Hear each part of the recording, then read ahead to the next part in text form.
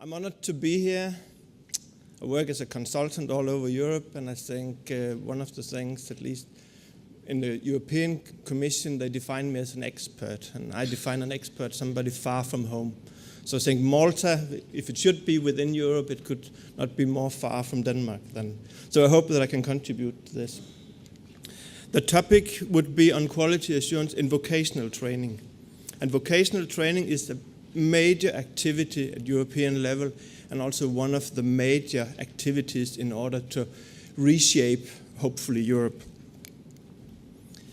The agenda short would be short introduction, and then I would like to look on the 2020 ideas, visions. Where do we think Europe are going now? But again, try to go back just 10 years and see what have we done in that period, and also maybe to show you the complexity of saying what would the future brings when we look back just on the past and say what the last 10 years have made to us. I think none of us at that time had the idea that we could develop like we have done at the moment. Then focus on quality assurance. So it would be a mixture of the vision of 2020 and back to real detaility. What can you do now, here, today, and the coming years within this field? And at the end, some ideas and some experience about how this process normally developed and what you can expect when you work with the quality and quality measurements. I have a background, university professor, worked with quality. In fact, even before it started at European level, I made the background papers for the Copenhagen Declaration. That was the foundation of quality work at European level, and I have continued this work. Worked, I think, except of 2 or 3 countries, I have been in all the European countries, to contribute on these matters. And I think quality and quality assurance is very important, and vocational education and training is very important. It's not only the youth, but it also training for unemployed and for employed. So it's a huge sector, even if it seems both like that universities are much more, they have much more focus, and then we have the public school with also that everybody have an opinion on. But vocational training is a key actor in this society.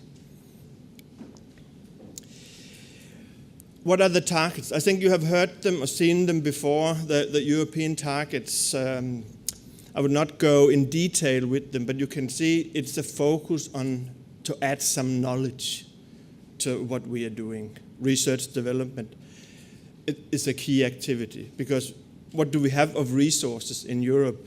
Even if we have defined ourselves as the center of the world during many centuries, well, it seems to change now. We are not the center. We could be a province. We could be outside the center. So how to handle this situation and how to handle our self-understanding on this? Research and development is one area that we have focused on. Long time, the basic idea was that we could maybe take the production outside. By the research part, we would keep in the countries. Well, that strategy does not function anymore. Very often, even the research and development leaves Europe. So we have a challenge on that one. Employment is one of the results of this. In fact, the lack of employment, that we have so many unemployed persons. And I think one thing is for adults, but the next is for the youth, that a whole generation, we have the risk of losing them. So we really have a challenge on that one. Then we have to take care of the environment, so we also can exist here. And there's a balance between all these activities. And of course, Europe has some visions and ideas on that.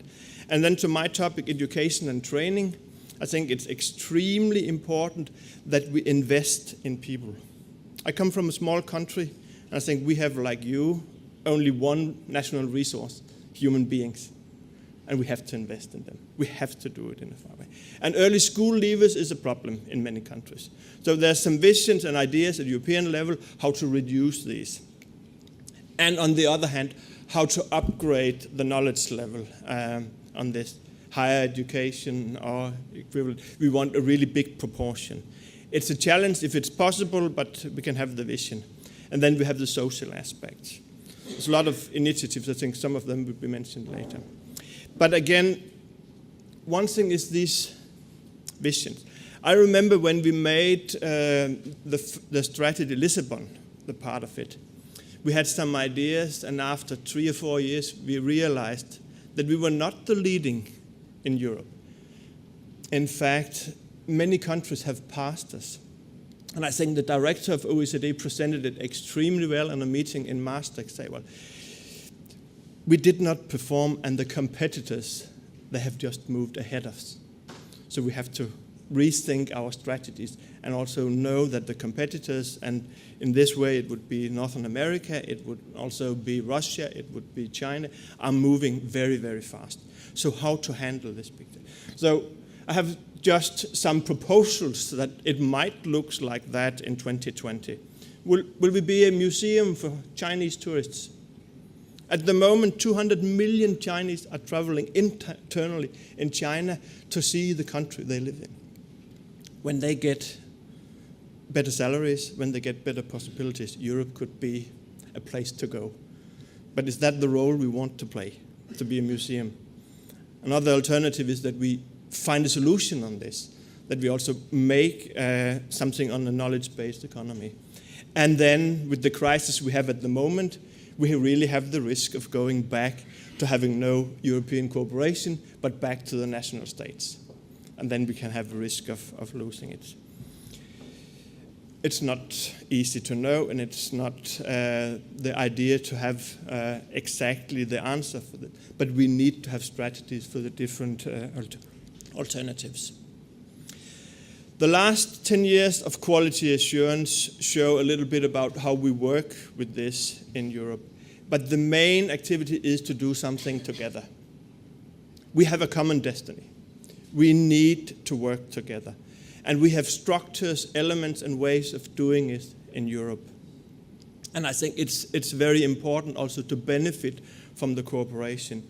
It starts very often with political ambitions, and then we have practical work, and then new political ambitions, and so on.